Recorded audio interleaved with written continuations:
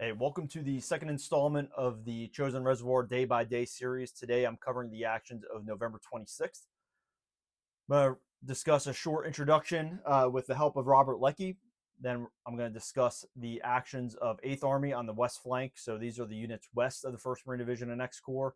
Then, of course, the actions of the 1st Marine Division and X Corps around the Chosin Reservoir on the 26th of November. So I'm going to start off, of course, with Robert Leckie, and he discusses kind of the disposition of the 1st Marine Division, kind of set the stage. When in command, Oliver Smith, 1st Marine Division Commanding General, acted on two simple principles. The first was to be prepared for the worst, the second to be optimistic when it came. It was the first rule that concerned him as Litzenberg's 7th Regiment took the road from Hamhung to the reservoir. He was alarmed to see his 1st Marine Division strung out in bits, battalion by battalion, from south to north.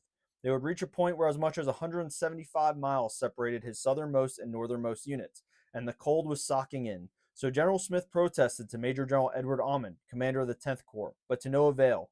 Wasn't it merely a matter of mopping up the routed North Koreans? Then the 7th had run into the Chinese at Sudong in early November. Blitzen had chewed up the Chinese 124th Division, handing General Lin Pao his first defeat.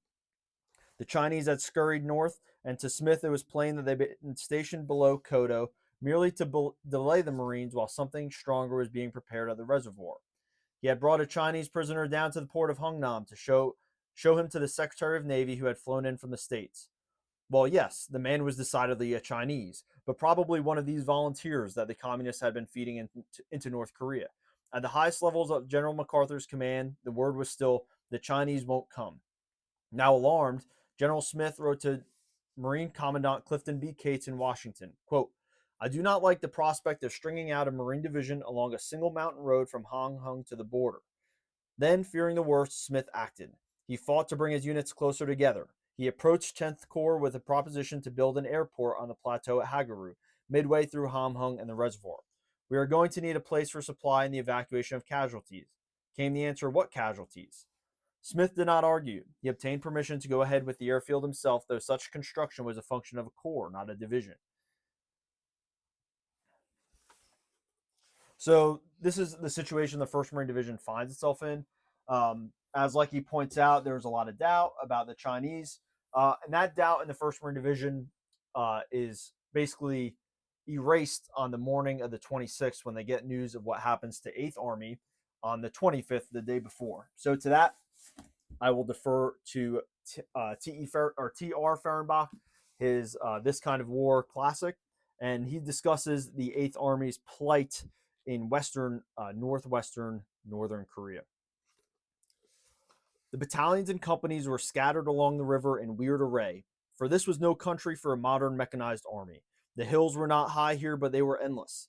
There were no side roads and no flat spaces anywhere where command posts, medical aid stations, or anything else could be set up.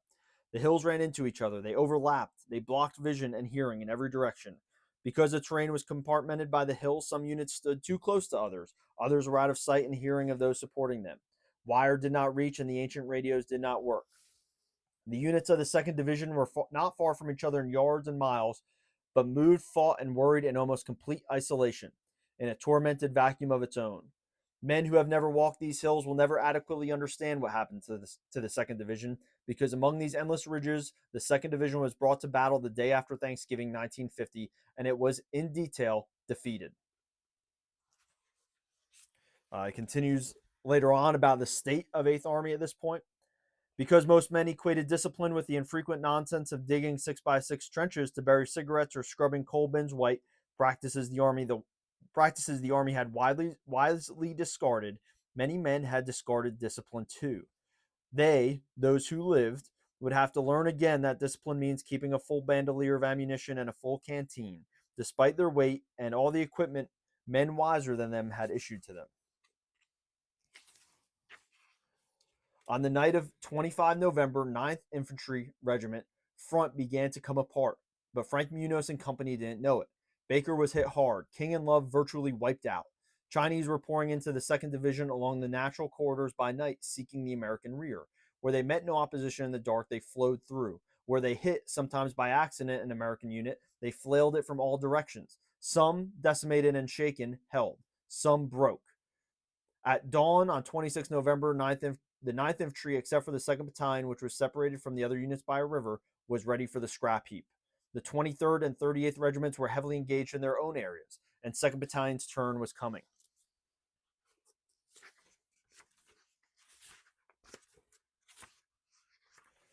On the 2nd Division right, Colonel Peplow's 38th Infantry Regiment had been strung out south of the Kunu-ri-Huichi Road in contact with the Rock 2 Corps.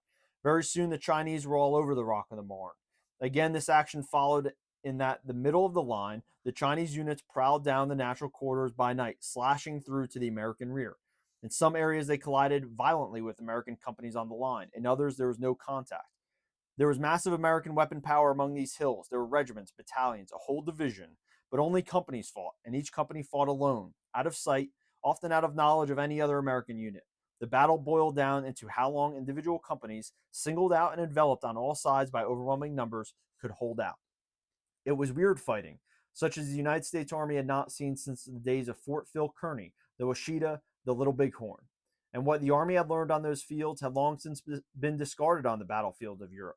Unable to maneuver where its wheels could not go, unable to emplace and effectively use its big guns, unable to see or communicate in these hills, the United States Army was being bitten to death rather than smashed by numbers.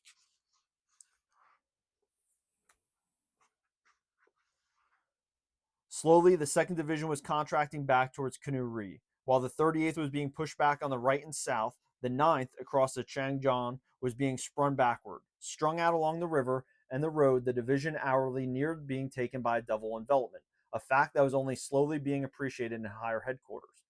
To the north and east, the 25th Division, also bloodied, though not to the extent of the 2nd, was falling back to the Kunu-ri Junction. And it goes on. But had they remembered the history of the United States Army in their own West, they might have guessed the next step in this anachronistic war. Taking a leaf from the cavalry's book, the enemy was flowing past the 2nd Division to cut them off at the pass. The final horror was yet to come. So that's just a glimpse of what's to come for the 2nd Division. And I think it's really important for two reasons. One, that's the type of combat that the 1st Marine Division is going to experience. And for better or worse, fair or not, you can compare and contrast two different divisions or two different units' experiences and their reactions to that and build off their culture and knowledge and techniques. But also, this news of this action is filtering into X Corps in the 1st Marine Division on the day we're talking about. So that action happens on the 25th. You have multiple American divisions being enveloped, South Korean divisions being decimated, wiped out, being pushed back. And this news is reaching the 1st Marine Division as I describe the situation now. So at 0800 on the 26th, General Oliver P. Smith issues Op Order 42 TAC 50. It calls for Regimental Combat Team 5 minus 3-5. So it calls for 1-5 and 2-5 to pass through the 7th Marines at Udamni and attack west from Udamni at 0800 tomorrow on the 27th. So if you'll recall right now, 3-5 is to the northeast of Chosin Reservoir and the future site of RCT 31 or Task Force Faith, if you choose to call it that. 1-5 and 2-5 are south of them by about 4 miles. They're being withdrawn to Udamni. 7th Marines is holding Udamni, and then we'll work our way south from there. At this point, 3-5 is being told they will be relieved by Regimental Combat Team 31 no later than 1200 on the 27th. And at that point, they will move to Udamni, follow and trace at 2-5, and prepare to basically leapfrog through them and keep attacking west. Now, they're being issued this attack order by 10th Corps, knowing that 8th Army, just 70 miles to the southwest, is really being overrun. So kind of a delay in getting orders, a delay by higher headquarters to realize the situation. I think General Smith recognized that and was waiting for General Ahman and X Corps to kind of react to that information. So I'm going to go to the Marine History book. I call it that, but it's Marine Operations, U.S. Marine Operations in Korea, the Chosin Reservoir Campaign, Volume 3. And I'm going to cut to this. On the 26th, intelligence arrived at Hamhung from the 7th Marines, reporting capture of 3 soldiers from the 60th Communist Chinese Forces Division. They asserted that the 58th, 59th, and 60th Divisions of the 20th CCF Army had reached Udamni on the 20th. According to these enlisted men, Chinese strategy envisioned a move south and southeast from Udamni to cut the MSR after 2 Marine regiments had passed. X-Corps had received similar reports of Chinese movement southeast from Udamni, as well as air reports of enemy activity north and northeast of the Chosin Reservoir. 6 Chinese divisions had now been identified in northeast Korea, but Corps and division intelligence estimates of probable enemy action continued to be optimistic. Although Chinese attacks on the division's MSR or along the Huachan-Huksu axis were not ruled out, G2 officers seemed to consider a continued westward withdrawal likely. Division planning went ahead on the assumption of commander and staff that the enemy would be met in strength in the mountainous country west of Udamni. This was the basis for the decision to pass the relatively fresh Marines through the 7th for an attack westward.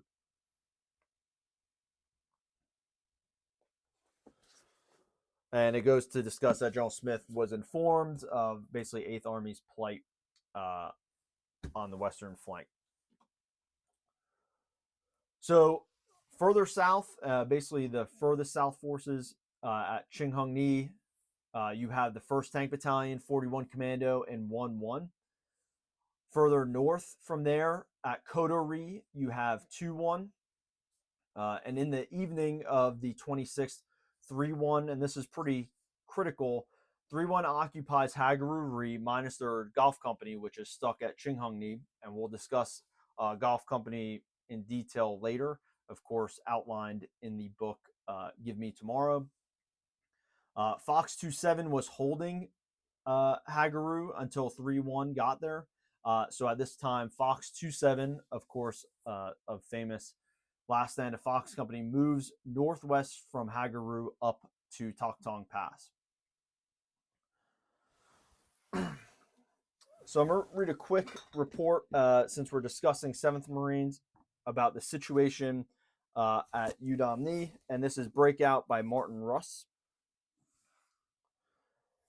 In response to a growing number of civilian reports, Litzenberg decided to send a strong patrol southwest of Udamni. On the morning of the 26th, First Lieutenant Eugenius Hoveder's able company, 7th, set forth its mission to determine strength, disposition, and attitude of the enemy. The plan was to head southwest along the ridge for 3,000 or 4,000 yards, then drop down the slope and return to Udamni by the valley route. It had snowed the night before, and the movement along the ridge was hard going. The Marines sensed that they were under constant observation. Late in the afternoon, Lieutenant Frank Mitchell started moving ahead too fast, forcing the rest of the company to scramble to catch up. All this made too much noise, so Hovader took off on his own to tell the platoon leader to slow down. Dusk was coming on by the time he arrived. Mitchell and his point fire team had just reached the end of a terrain finger leading down from the ridge, overlooking a cluster of houses noted on the map as Hangsan Ni. A moment later, the point man sent word that several strangers, that was a word he used, were moving in and out of the huts, talking with each other and showing no inclination to fight. He thought they might be Chinese. Accompanied by the interpreter, Hovader climbed down the slope with the intention of conversing with the strangers, who appeared to be unarmed. Hovader asked the interpreter if they were Chinese. Yes, Chinese soldier, was the answer. Lieutenant Hovader, quote, I told them to tell them I wanted to climb all the way down to converse with them, but I needed assurance they would hold their fire. There was an interchange in Chinese, and Kim said they understood my request and would hold their fire. We then continued down the slope, covered by the weapons of the point fire team. Before we got to the bottom, all hell broke loose. Heavy automatic and rifle fire. Kim and I hit the deck and saw rounds shearing off the branches of the trees around us. Then Kim was hit. Under covering fire, I was able to drag him back a few yards up the slope. Corporal Jewel Kokwat, the fire team leader, went down, and so did his BAR man. In the confusion and growing darkness, Corporal Walter O'Day got separated from his squad. Pulling back, the Marines left these three down the slope, temporarily, they assumed. It had turned into a hot fight with muzzle flashes winking in the dusk in all directions. Hovader saw Lieutenant Mitchell spring forward, scoop up the fallen BAR man's weapon and grenades, and launch a one-man rescue attempt. Staff Sergeant Jesse Swaffer, quote, Mitch was a human dynamo. He fired the BAR until he was out of ammo, then tossed a couple grenades before he got cut down by a burst of burp gun fire. The son of a bitch was magnificent. PFC Timmy Colleen heard someone say, what the hell's wrong with Mitch? No one wanted to admit that Lieutenant Frank Mitchell was dead. Lieutenant William Davis, able company mortarman, was perhaps the only one not surprised to learn about Mitchell's death. The two had shared a compartment on board an LST between Incheon and Wonsan, and during the voyage, Mitchell had confided in Davis his premonition of a death in Korea. Though his platoon leaders want to remain in the area and recover the bodies early the next morning, Hovatter feared that his wounded would not survive the night. Killeen said, quote, "It was a clear starlit night, like a Christmas card scene with the mountains and the evergreens and the snow, but that wind was a killer." Hovatter said, quote, "Marines have always prided themselves on their extreme efforts to retrieve their dead and wounded. So it was agonizing to have to leave Mitch and Koquat and O'Day out there under the stars. But to have gotten them out would have resulted in additional casualties and loss of life, and I decided it would just be plain dumb. Of course, we intended to come back for them the following day. There was no question of that." As night fell on the 26th, the temperature once again dropped below 0 degrees. The north wind howled across the frozen lake, lashing Marines and soldiers alike on the shore. Just west of Udamni, Lieutenant Colonel Howard Royce, commander of the 2-5, met with his 3 company commanders inside the flapping walls of the blackout tent to work out the plan for tomorrow's march to the west. So, in Udamni right now, you have the 7th Marine Regiment, you have 1-5 and 2-5. You have 2 battalions of artillery, so you have 111 and 411. You also have India 311 and Golf 311. And those, so basically inside Udamni, which is the northern perimeter, you have 30 105 millimeter cannons and 18 155 millimeter cannons, which now is our standard artillery, but back then those were considered heavy artillery. You also had recoilless rifle companies and 4.2-inch mortar platoons from both the 5th and 7th Marines regimental headquarters. Each regiment had 3 units of fire, so enough ammunition for 3 days and enough chow for 3 days. And basically, what's symbolic about the 26th is it's the last time that basically the Division Motor Transport Battalion, operating as an entire battalion, is able to make it from Udamni to Hagaru. So they withdraw from Udamni to Hagaru. They leave about 40 trucks in Udamni, and that's the last time the road is open, which is November 26th of 1950.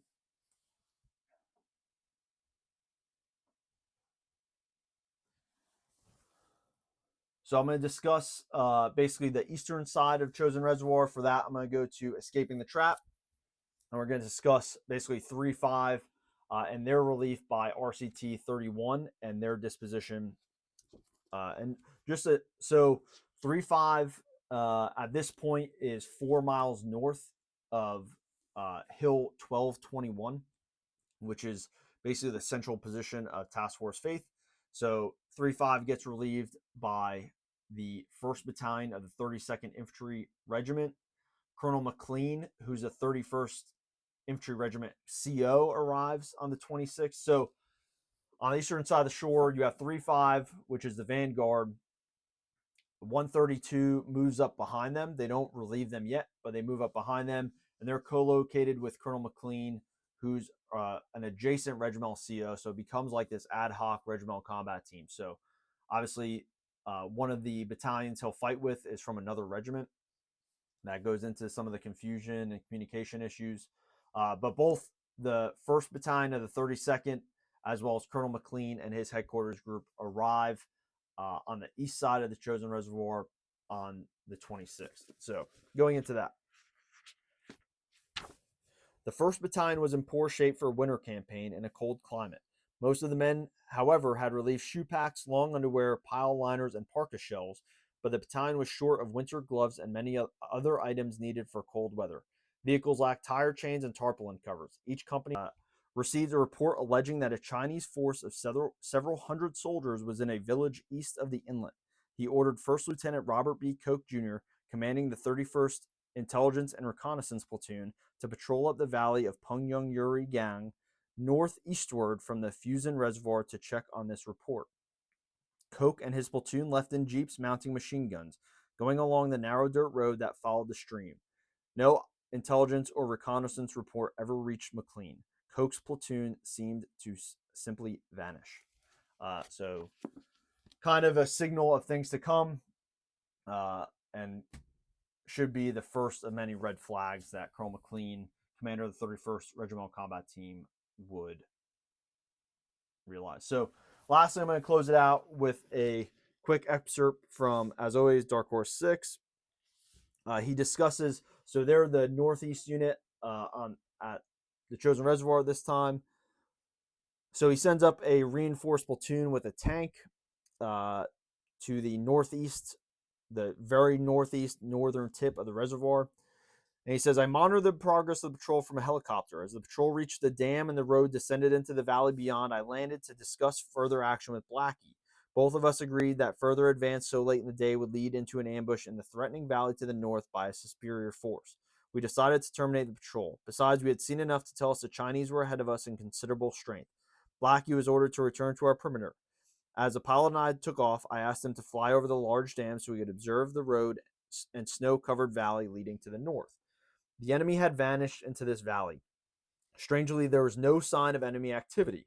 The Chinese simply were swallowed up in the snow-covered valley. However, our aerial observation revealed many holes or depressions in the snow along both sides of the valley. The road looked like it had been lightly traveled. The pilot said, Don't be fooled by the serene landscape. The Chinks are there in force, and I think we better head for home, which we did as the sun began to fade behind the steep ridges surrounding our command post. I reported the results of this action to regiment as my battalion again nervously settled in for the night. Later events were to prove that this patrol was to mark the closest the 1st Marine Division got to the Yalu River. So not a ton of action on the 26th, but a really tough day for 8th Army. And just to recap, basically going forward of what the layout of forces are. So north to south, northeast of the reservoir, you have 3-5 in the vanguard position of where Regimental Combat Team 31 or Task Force Faith is going to occupy. You have the 1st Battalion of the 32nd Army Infantry. They're about 4 miles southwest of 3-5. They'll relieve them on the morning of the 27th. West in Udamni, you have 5th Marines minus 3-5, 7th Marines minus 2-7, 111, which is an artillery battalion, 411, India 311, and Golf 311 for a total of 30 105 millimeter cannons, 18 155 millimeter cannons. You have both regimental weapons companies from the 5th and 7th regiments, which include recoilless rifle companies and 4.2-inch mortar platoons. And Udamni has 3 days of supply. Moving southeast, you have Toktong Pass, which is where Fox 27, upon their relief, is moving to. Further southeast, you have Hagaruri. At Hagaruri, you have 3-1 minus Golf Company. You have 1 tank platoon and various service troops, which are being put into line. I'm going to read out of that quickly the disposition of Hagaruri, just so we don't miss anything important here.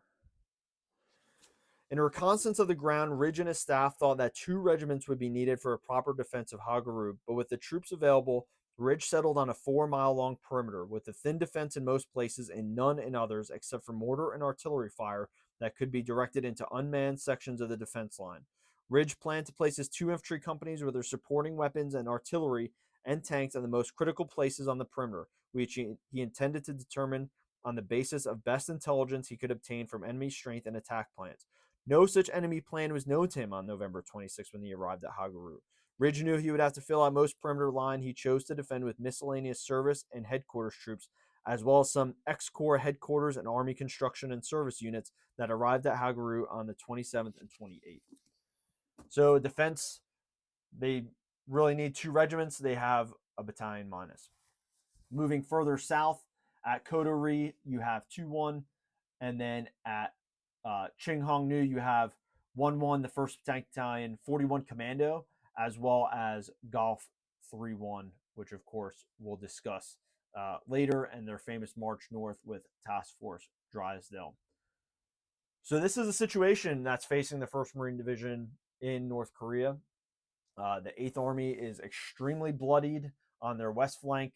They're strung out. It's getting extremely cold. They're getting mass reports of multiple Chinese, up to 6 Chinese divisions in the area. And on the 27th, things are going to start getting hot around the 1st Marine Division. So I hope you're appreciating this series. I hope you're learning a lot. Again, I think it's important to have an understanding of the Chosin Reservoir beyond the Marines were surrounded and walked out.